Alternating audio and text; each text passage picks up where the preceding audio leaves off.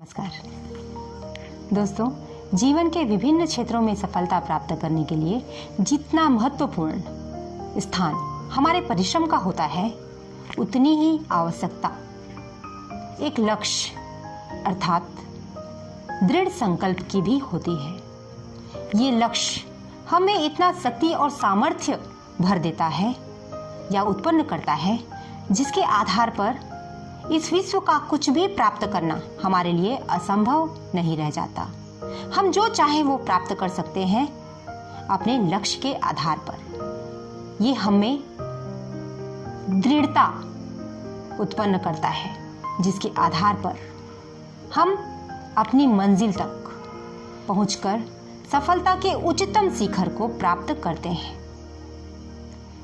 इसलिए अपने जीवन को सफल बनाने के लिए, जीवन के सफल व्यक्तियों में अपना नाम अंकित करवाने के लिए प्रत्येक मानव के जीवन में एक निश्चित लक्ष्य का होना अनिवार्य होता है। और आवश्यकता इस बात की भी है कि हम लक्ष्य निर्धारित कर उस पर अटल रहें, अडिग रहें, तभी हम अपनी मंजिल को प्राप्त कर सकते हैं। दोस्तों, लक्ष्य विहीन मानव उस नौका की भांति होता है जो समुद्र के लहरों में थपेड़े खाती हुई इधर उधर डगमगाते हुए बहते रहती है, क्योंकि उसके पास अपना कोई लक्ष्य या मंजिल नहीं है जहां तक वह पहुंच सके। अगर हम मानव का उदाहरण लें तो लक्ष्यविहीन मनुष्य चौराहे पर खड़े उस मनुष्य की भांति होता है जिसके सामने 4 राहें बनी तो हुई हैं, लेकिन उसे पता ही नहीं कि कौन सी राह पर चल के उसे अपनी मंजिल प्राप्त होगी। और वह अनेक लोगों को उन राहों पर चलते हुए और सफलता के उच्चतम शिखर को छूते हुए केवल देखने मात्र तक सीमित रह जाता है। और इस तरह वह अपना समय व्यर्थ ही गंवाते रहता है। उसके पास अपना कोई निश्चित मंजिल या लक्ष्य नहीं है, इसलिए वह केवल दर्शक मात्र बनकर रह जाता है। चलिए इसे एक कहानी के उदाहरण द्वारा समझते हैं। प्राचीन काल में एक राजा था।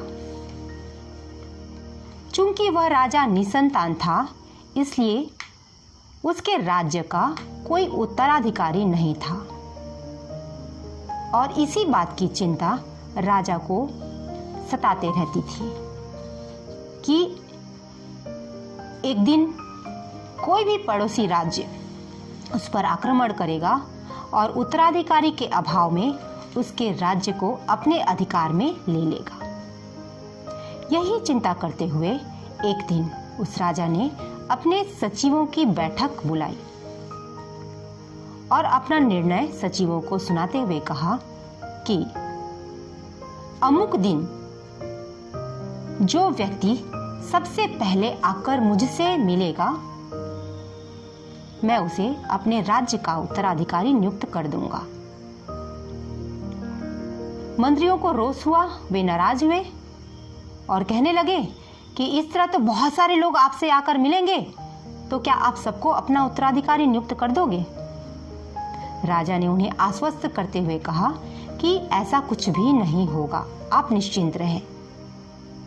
और राज्य में मुनादी करवा दी गई कि निश्चित दिन कि अमुक दिन जो व्यक्ति राजा से मिलेगा उसे राज्य का उत्तराधिकारी नियुक्त किया जाएगा। अब जिस दिन निश्चित किया गया था राजा को से मिलने का, उस दिन राजा ने एक भव्य मेले का आयोजन करवा दिया। राजमहल के पहले उस मेले में जगह जगह मनोरंजन के विभिन्न साधन थे। अब जब निश्चित किए हुए दिन पर लोग उनसे मिलने जा रहे थे, तो रास्ते में यह मेला उन्हें मिल गया और सारे लोग अपना लक्ष्य भूलकर, जो कि क्या था, राजा से मिलना, उसे भूलकर उस मनोरंजन के विभिन्न साधनों में लिप्त हो गए और अपना लक्ष्य भूल गए, भटक गए। उनके ध्यान से ये बात निकल ही गई कि हमें राजा से मिलना है और वे मनोरंजन में अपना वक्त व्यतीत करने लगे। अपना वक्त उस मेले में उन्होंने गंवा दिया। इस भीड़ में एक मानव ऐसा भी था जिसे इस मेले से कोई मतलब नहीं था, जिस पर इस मेले का कोई प्रभाव नहीं पड़ा। उसका एकमात्र लक्ष्य था राजा से मिलना और वह उसी राह पर चल पड़ा। बागीचे को पार करके जब वह राजमहल के द्वार पर पहुंचा तो वहां के पहरेदारों ने उसे रोका, किंतु उस व्यक्ति ने उन पहरेदारों की भी परवाह न करते हुए उन्हें धकेलकर राजा के सामने पहुंच गया। राजा उसे देखकर प्रसन्नचित्त हो गया। उसने उस व्यक्ति को गले लगाते हुए उसे अपना उत्तराधिकारी नियुक्त कर दिया। दोस्तों, ऐसा क्यों हुआ होगा? ऐसा इसलिए हुआ कि राजा को पता था कि मेले के आयोजन द्वारा उसे योग्य उत्तराधिकारी प्राप्त होगा। जो योग्य होगा उस पर उस मेले का प्रभाव नहीं होगा, क्योंकि उसका एकमात्र लक्ष्य मुझसे मिलना होगा। और जो व्यक्ति अपने लक्ष्य से भटक जाएगा वो उस मेले में लिप्त हो जाएगा। लोगों को अपने मार्ग से भटकाने के लिए ही और योग्य व्यक्ति को अपना उत्तराधिकारी नियुक्त करने के लिए ही राजा के द्वारा उस मेले का आयोजन किया गया था। तो इस कहानी में हमने देखा कि लक्ष्य निर्धारण कर उस पर अटल रहने वाला, अडिग रहने वाला व्यक्ति ही अंततः सफल होता है। और जो व्यक्ति अपने रास्ते से, अपने लक्ष्य से भटक जाता है वह कभी भी सफल नहीं हो सकता। कभी कभी हम परिस्थितिवश भी, या जिस तरह हमने इस कहानी में देखा, माया मोह में फंसकर अपने लक्ष्य को भुला देते हैं, अपने लक्ष्य से भटक जाते हैं। ऐसे में हम थोड़े से ही संतोष कर लेते हैं और हमारी जो मंजिल थी, लक्ष्य था, उसे भूल जाते हैं।